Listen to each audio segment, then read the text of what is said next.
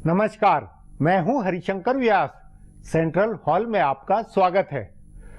कांग्रेस में राहुल गांधी छाए हैं तो बुजुर्ग नेताओं और खासकर प्रादेशिक बुजुर्ग छत्रपों की बेचैनी बढ़ी है। तभी ये चर्चा है कि अमरेंद्र सिंह, वीरभद्र सिंह और भूपिंदर सिंह हुड्डा अपने समर्थकों के दबाव में हैं। इन नेताओं के करीबी अलग पार्टी बनाने का दबाव बना रहे हैं। इस तरह की चर्चा होना इस बात का प्रमाण है कि राहुल गांधी की लीडरशिप में ये नेता अपना भविष्य नहीं देख रहे हैं। आखिर राहुल गांधी को नए युवा चेहरे उभारने होंगे। पुराने छत्रपों के चलते जब पार्टी चुनाव हारी तो उन्हीं को आगे फिर प्रोजेक्ट करने का भला क्या मतलब है। पंजाब में अमरिंदर सिंह के कारण अकाली दल न केवल सत्ता में लौटा बल्कि उसकी लगातार दूसरी बार भी सरकार बनी। अब बादल परिवार की हवा इतनी खराब है कि कांग्रेस ने नया नेता भी प्रोजेक्ट किया तो उसकी कमान में कांग्रेस के अवसर बनेंगे। लेकिन अमरिंदर सिंह और पुराने नेताओं की सोच है कि बादल परिवार को अमरिंदर सिंह ही हरा सकते हैं, उन्हीं की लोकप्रियता है। यह दलील पुराने नेताओं की दुकानदारी बनाए रखने के मकसद से है। अमरिंदर सिंह के कारण ही जब 2 बार कांग्रेस हारी है तो उनकी जगह नया नेता क्यों न कमान में आए। जाहिर है कांग्रेस में आने वाले दिनों में यह बहस बढ़ेगी कि बुजुर्ग छत्रप की कमान रहे या नए चेहरे कमान पाए। इस चक्कर में बुजुर्ग नेता और उनके समर्थक अपना दबाव बनाने के लिए क्षेत्रीय पार्टी बनाने जैसे तेवर भी दिखा सकते हैं।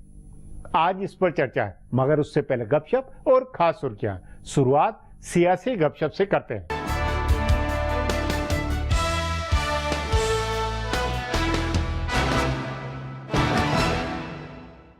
कांग्रेस उपाध्यक्ष राहुल गांधी केंद्र सरकार का पीछा नहीं छोड़ने वाले हैं। भाजपा के कई नेता मान रहे थे कि संसद का सत्र खत्म होने के बाद राहुल का उत्साह ठंडा पड़ जाएगा और वे फिर छुट्टियों के लिए निकल जाएंगे, लेकिन उल्टा हुआ है। वे तेलंगाना गए और अभी अपने चुनाव क्षेत्र में घूम रहे हैं। 40 डिग्री से ऊपर की गर्मी में गाँवों में राहुल का घूमना हैरान करने वाला है। उनकी टीम के नेताओं का कहना है कि वे अमेठी से लौटकर ओडिशा जाएंगे। वैसे भी नियामगिरी उनकी पसंद की जगह है, वहाँ से उन्होंने आदिवासियों की लड़ाई शुरू की थी। इसके बाद वे बिहार और पश्चिम बंगाल के दौरे पर जाएंगे। वहाँ भी वे भूमि बिल और केंद्र सरकार की कथित किसान विरोधी नीतियों को उठाएंगे। उनकी टीम के नेताओं का कहना है कि वे केंद्र सरकार के 1 साल के जश्न पर पानी फेरने में लगे हैं। तभी कहा जा रहा है कि उनका जवाब देने के लिए भाजपा के बड़े नेताओं को सामने आना होगा। अभी भाजपा रणनीति के तहत दूसरी पंक्ति के नेताओं से जवाब दिलवा रही है। भाजपा की ओर से स्मृति ईरानी और अनुराग ठाकुर जवाब दे रहे हैं। पंजाब की राजनीतिक मजबूरी में हरसिमरत कौर बादल उनको निशाना बना रही है। गाहे बगाहे निर्मला सीतारमण का जवाब आता है। पार्टी के तमाम बड़े नेता चुप्पी साधे हुए हैं। उनको लग रहा है कि उनके बयान देने से राहुल का नेतृत्व स्थापित होगा, लेकिन उल्टा हो रहा है। बड़े नेताओं की चुप्पी से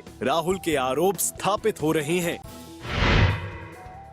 हैरान करने वाली बात है, लेकिन कहा जा रहा है जनता परिवार के कुछ नेता चाहते हैं कि कांग्रेस अध्यक्ष सोनिया गांधी दखल देकर 6 पार्टियों का विलय कराएं। गौरतलब है कि 1 महीने पहले जनता परिवार के नेताओं ने दिल्ली में प्रेस कॉन्फ्रेंस करके 6 पार्टियों के विलय का ऐलान कर दिया था। पार्टी का चुनाव चिन्ह, नाम, झंडा आदि तय करने के लिए 5 लोगों की कमेटी भी बन गयी थी, लेकिन वास्तव में विलय नहीं हो पाया। बताया जा रहा है कि कुछ तकनीकी कारणों से, कुछ राजनीतिक कारणों से और कुछ भाजपा के प्रबंधन की वजह से इन पार्टियों का विलय नहीं हो पाया। जनता परिवार की जिन पार्टियों के नेता विलय के लिए बेचैन हैं, वो चाहते हैं कि सोनिया गांधी इसमें दखल दें। उनका कहना है कि सोनिया गांधी अगर लालू प्रसाद और मुलायम सिंह यादव से बात करेंगी और जनता दल यू नेताओं को समझाएंगी तो विलय पूरा हो जाएगा। विलय के बाद बिहार में कांग्रेस का तालमेल होना है। कांग्रेस नेताओं को भी उम्मीद है कि विलय के बाद भाजपा को टक्कर दिया जा सकता है। इसलिए कांग्रेस के भी कुछ नेता चाहते हैं कि सोनिया गांधी इस मामले में दखल दें और विलय की रुकी हुई गाड़ी को आगे बढ़ाएं। विलय के लिए बेचैन नेताओं का मानना है कि अगर बिहार में भाजपा की गाड़ी नहीं रुकी तो उत्तर प्रदेश में भी रोकना मुश्किल होगा।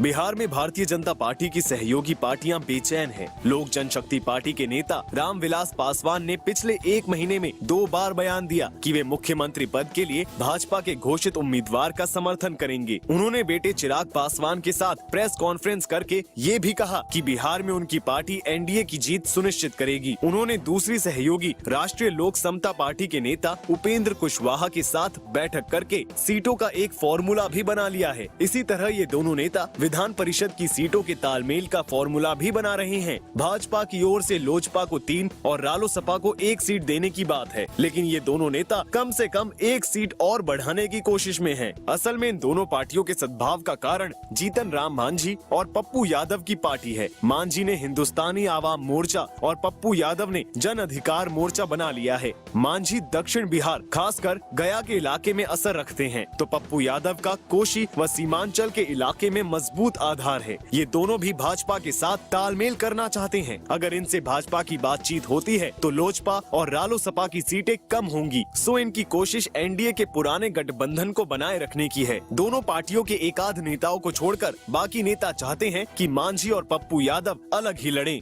अब आज की सुर्खियां ये लीक से कुछ हटकर है और इनसे देश की दशा दिशा को बूझ सकेंगे।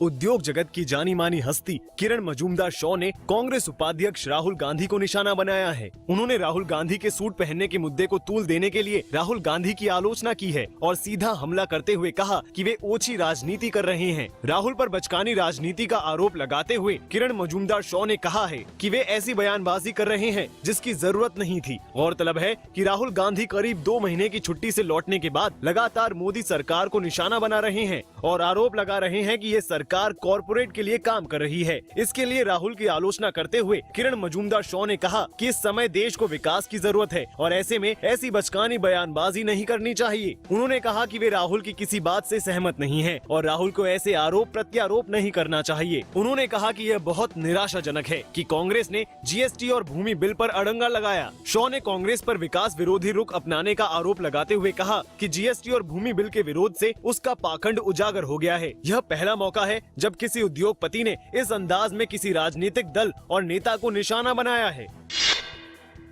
प्रधानमंत्री नरेंद्र मोदी ने दक्षिण कोरिया के निवेशकों को भारत आने और ज्यादा से ज्यादा निवेश करने का न्योता दिया है। राजधानी सोल में भारत और दक्षिण कोरिया की कंपनियों के सीईओ फोरम को संबोधित करते हुए आज नरेंद्र मोदी ने कहा कि वे भारत में ज्यादा से ज्यादा दक्षिण कोरियाई कंपनियों को देखना चाहते हैं। उन्होंने मुख्य कार्यकारी अधिकारियों को भरोसा दिलाया कि भारत में अब ज्यादा स्थिर और बेहतर कराधान प्रणाली होगी। उन्होंने ये भी कहा कि उनकी सरकार भारत को कारोबार के लायक बेहतर जगह बनाने के लिए बहुत मेहनत कर रही है।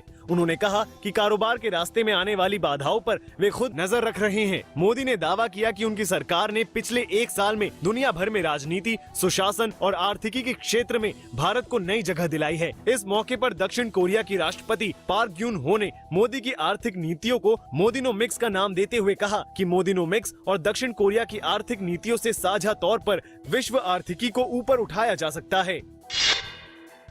प्रधानमंत्री नरेंद्र मोदी 3 देशों की यात्रा पूरी करके वापस स्वदेश लौट आए हैं। 3 देशों की यात्रा के आखिरी चरण में उन्होंने दक्षिण कोरिया का दौरा किया। आज दक्षिण कोरिया से वापसी करने से पहले उनका काफी व्यस्त कार्यक्रम रहा। उन्होंने मेजबान देश के राष्ट्रपति और प्रधानमंत्री के साथ साथ भारतीय समुदाय के लोगों से भी मुलाकात की। प्रधानमंत्री भारत रवाना होने से पहले दक्षिण कोरियाई कंपनियों के सीईओ से भी मिले। प्रधानमंत्री ने आज एशिया लीडरशिप समिट को भी संबोधित किया और हुंडई कंपनी का शिपयार्ड उद्योग भी देखने गए। एशिया लीडरशिप समिट को संबोधित करते हुए मोदी ने एशियाई एकता की बात उठाई और कहा कि अगर एशिया को एक बनकर उभरना है तो अपने आप को क्षेत्रीय धड़े के रूप में देखना बंद करना होगा। उन्होंने आज कहा कि एकजुट एशिया पूरी दुनिया को नया आकार देगा। केंद्रीय वित्त मंत्री अरुण जेटली ने कहा है कि बहु ब्रांड खुदरा कारोबार में एफडीआई को लेकर भारतीय जनता पार्टी ने अपना रुख नहीं बदला है। उन्होंने कहा कि भाजपा बहु ब्रांड खुदरा कारोबार में एफडीआई के खिलाफ है। डीआईपीपी की ओर से हाल में जारी एक अधिसूचना के बारे में पूछे जाने पर जेटली ने स्पष्ट किया है कि औद्योगिक नीति व संवर्धन विभाग ने एफडीआई की मौजूदा नीति की अधिसूचना जारी की है, जो पिछली यूपीए सरकार की बनवाई हुई है। उन्होंने कहा कि भाजपा इस नीति के पक्ष में कभी नहीं रही है। विभाग की प्रत्यक्ष विदेशी निवेश नीति में कहा गया है कि बहु ब्रांड खुदरा कारोबार में 51% FDI की इजाजत दी गई है। जेटली ने कहा कि वे इस नीति के समर्थक नहीं हैं। हालांकि वे इस सवाल को टाल गए कि इस नीति के तहत अगर खुदरा कारोबार में विदेशी निवेश का कोई प्रस्ताव आता है तो वे क्या करेंगे। दिल्ली सरकार और उपराज्यपाल के बीच छिड़ी जंग राष्ट्रपति तक पहुंच गई है। आज दिल्ली के उपराज्यपाल नजीब जंग ने राष्ट्रपति प्रणब मुखर्जी से मुलाकात की। जंग ने दिल्ली में अधिकारियों की नियुक्ति से जुड़े विवाद के बारे में राष्ट्रपति को जानकारी दी। जंग की मुलाकात के कुछ समय बाद मुख्यमंत्री अरविंद केजरीवाल भी राष्ट्रपति से मिले। उन्होंने राष्ट्रपति से उपराज्यपाल और केंद्र सरकार दोनों की शिकायत की। गौरतलब है कि उपराज्यपाल ने मुख्यमंत्री की मर्जी के खिलाफ 1984 बैच की IAS अधिकारी शकुंतला गैमलिन को दिल्ली का कार्यकारी मुख्य सचिव नियुक्त कर दिया है। इसे लेकर दोनों के बीच जंग छिड़ी है, जिसमें दिल्ली के अधिकारी शिकार हो रहे हैं। इस विवाद की वजह से IAS अधिकारी अनिंदो मजुमदार को उनके पद से हटाया गया है। मुख्यमंत्री ने उनकी जगह राजेंद्र कुमार को नियुक्त किया, लेकिन उपराज्यपाल ने उनकी नियुक्ति रद्द कर दी। इस बीच दिल्ली सरकार ने सभी अधिकारियों को निर्देश दिया है कि वे उपराज्यपाल से मिले किसी भी निर्देश पर अमल करने से पहले उसकी सूचना मुख्यमंत्री या संबंधित मंत्री को दे। इस विवाद के बीच गैमलिन ने भी आज केंद्रीय गृह सचिव से मुलाकात की। फिलहाल अब एक ब्रेक है, फिर खुलासा होगा।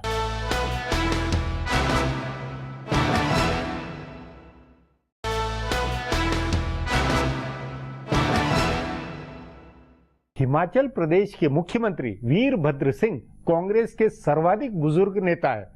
उन्हें 2012 के विधानसभा चुनाव से पहले भी कांग्रेस किनारे कर रही थी, लेकिन उन्होंने दबाव बनाया और कमान पाकर चुनाव जीता, मुख्यमंत्री बने। आगे क्या अगला विधानसभा चुनाव भी कांग्रेस उन्हीं की कमान में लड़ेगी? यह सवाल बाकी बुजुर्ग कांग्रेस नेताओं के लिए भी मायने वाला है। इस पर आगे चर्चा करें, उससे पहले देखें मेरा एक खुलासा।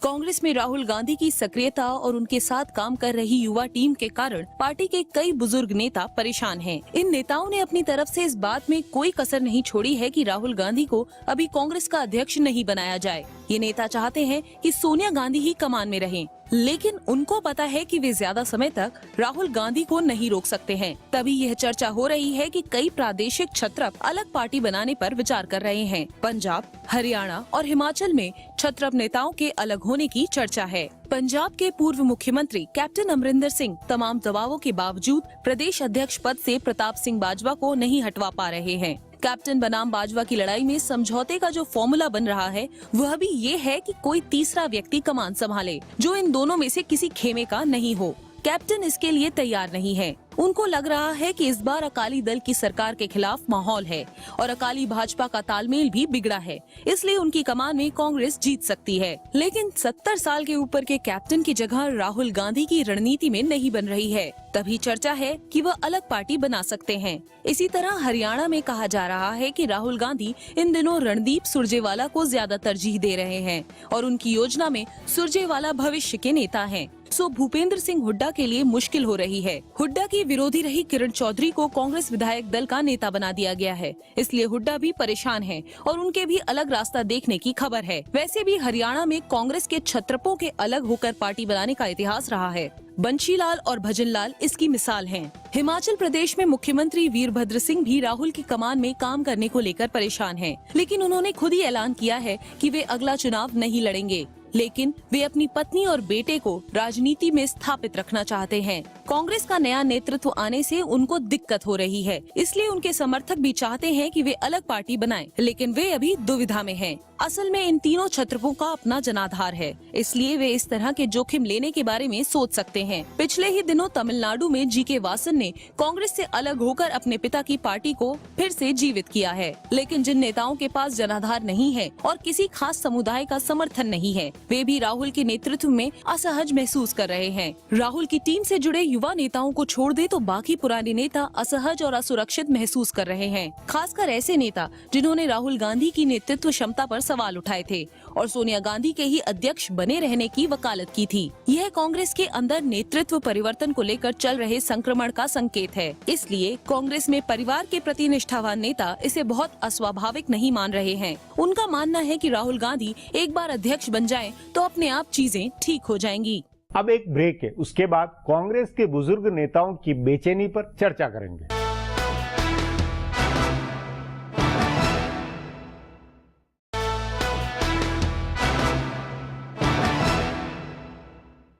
कांग्रेस में आला नेता वे हैं जो कभी मुख्यमंत्री रहे या दशकों कैबिनेट मंत्री रहे, लेकिन ये सब राहुल गांधी और भाजपा के युवा चेहरे उभारने की राजनीति में अप्रासंगिक बन रहे हैं। कांग्रेस के बुजुर्ग नेता चाह रहे हैं कि राहुल गांधी समझे, वे माने कि चुनाव अनुभवी नेता जिता सकते हैं। इस पर चर्चा के लिए आज मेरे साथ वरिष्ठ पत्रकार पंकज वोरा।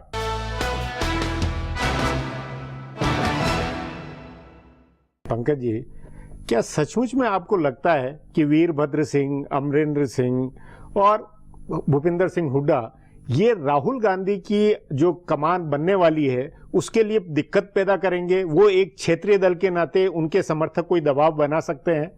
देखिए, ऐसा मैं नहीं मानता। मेरा कहने का मतलब है कि ये जो है इनके ऊपर जो दबाव डाला जा रहा है कि अपनी अपनी रीजनल आउटफिट्स बनाई जाएं, ये सारे तीनों मैच्योर लीडर्स हैं, ये बनाते हैं नहीं बनाते इनके ऊपर डिपेंड करता है, लेकिन इनके सपोर्टर्स दबाव डाल रहे हैं। शायद इस दबाव का एक और जो पहलू ये भी है कि राहुल गांधी को एक तरह से ये कॉन्शियस करा रहे हैं, अवेयर करा रहे हैं कि ये तीनों जो नेता हैं अपनी अपनी स्टेट्स में बहुत दिग्गज हैं और इनके बिना जो है कोई कांग्रेस की जो आगे का कदम है वो आगे बढ़ नहीं सकता। नहीं, लेकिन फिर अगर ये थीसिस है तो फिर हर जगह, मतलब भले केरल से लेकर आसाम तक सब पुराने कांग्रेस के छत्रप वही चुनाव लड़ाएंगे, वही कमान में रहेंगे, ये तो फिर कांग्रेस का कायाकल्प कैसे होगा?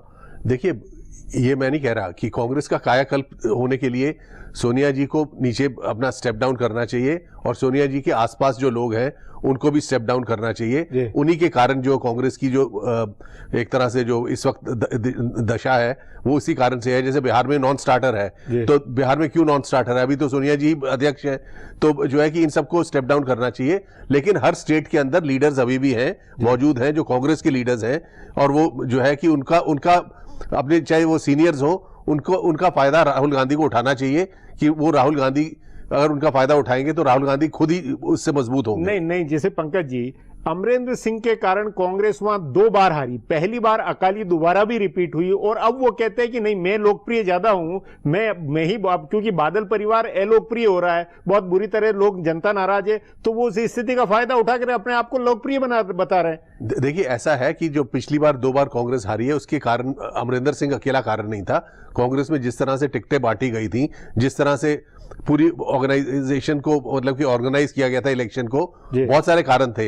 लेकिन जो पंजाब में जो है अमरिंदर सिंह के 5 साल के शासन के बीच में पूरी 10 की 10 जो किसानों की फसल थी उस पे उनको पैसे मिले, बिजली जो है अनइंटरप्टेड आती थी। तो अमरिंदर सिंह मानते हैं कि जो इलेक्शन जो है वो एक तरह से पर्सनैलिटी ओरिएंटेड इलेक्शन चल रहा है। जैसे सेंटर में नरेंद्र मोदी की वजह से बीजेपी जीती और दिल्ली में अरविंद केजरीवाल की वजह से जीती, तो अमरिंदर सिंह के जो सपोर्टर्स हैं वो मानते हैं कि अमरिंदर सिंह के अलावा और कोई नेता नहीं है जिसका कद इतना बड़ा है जो बादल के साथ पूरा वो ले सकता है। नहीं, लेकिन मेरा ये मानना है कि इसमें फिर राहुल गांधी की पर्सनैलिटी ऐसी है या बनेगी या बनाना चाहिए कांग्रेस के नेताओं को कि भाई नरेंद्र मोदी या अरविंद केजरीवाल के बराबर आए और उसका हर स्टेट के अंदर उसका फायदा हो, ये थीसिस नहीं बनती है। देखिए, 2-3 साल के अंदर तो हो नहीं सकता। अब प्रताप बाजवा जी हैं, बहुत अच्छे लीडर हैं, लेकिन जो है प्रताप बाजवा का उस तरह का कैरिस्मा नहीं है जो अमरिंदर सिंह का है।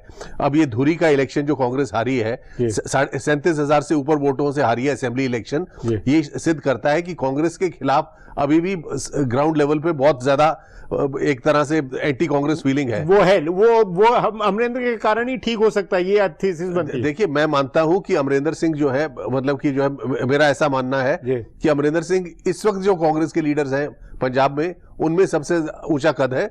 उसका कारण यह भी है कि हाईकमांड ने उनको इतने साल तक उनके ऊपर इन्वेस्टमेंट की है, इन द सेंस कि उनको मौके दिए हैं, और उस कारण से उनका जो है दबदबा और चारों तरफ उनका जो है वो प्रभाव है, और महाराजा और पटियाला रह चुके हैं तो उसका भी प्रभाव है। तो इस वक्त जो है कि आज की स्थिति में जो है उनका कद औरों से कहीं ज्यादा है। नहीं पंकज जी, फिर अगर ये बात है तो ये अगर तर्क दलील है तो फिर राजस्थान में फिर अशोक गहलोत हो या रीता बहुगुणा उत्तर प्रदेश में हो या बिहार में सदानंद सिंह हो, ये जितने हैं ये पुराने चेहरों के भरोसे ही क्या कांग्रेस चलेगी और नई लीडरशिप होगी? ऐसा नहीं है, हर स्टेट की परिस्थितियां अलग अलग हैं कि नहीं, मेरा कहना है दिग्विजय सिंह हो या अशोक गहलोत, फिर इन सबका भी अपना क्यों नहीं दावा बनेगा कि वही स्टेट में चुनाव लड़वाए? नहीं, देखिए, दिग्विजय सिंह को मौके मिले थे और उन्होंने मध्य प्रदेश में कांग्रेस हारी कि अमरिंदर सिंह को भी मौके मिले थे, कांग्रेस हारी, लेकिन परिस्थितियां बदलती रहती हैं। इस वक्त जो है कि इन 3 स्टेट्स की अगर बात करो, नॉर्थ इंडिया की, तो हरियाणा, पंजाब और हिमाचल की, हाँ। ये तीनों लीडर्स जो है ये मास बेस्ड लीडर्स हैं।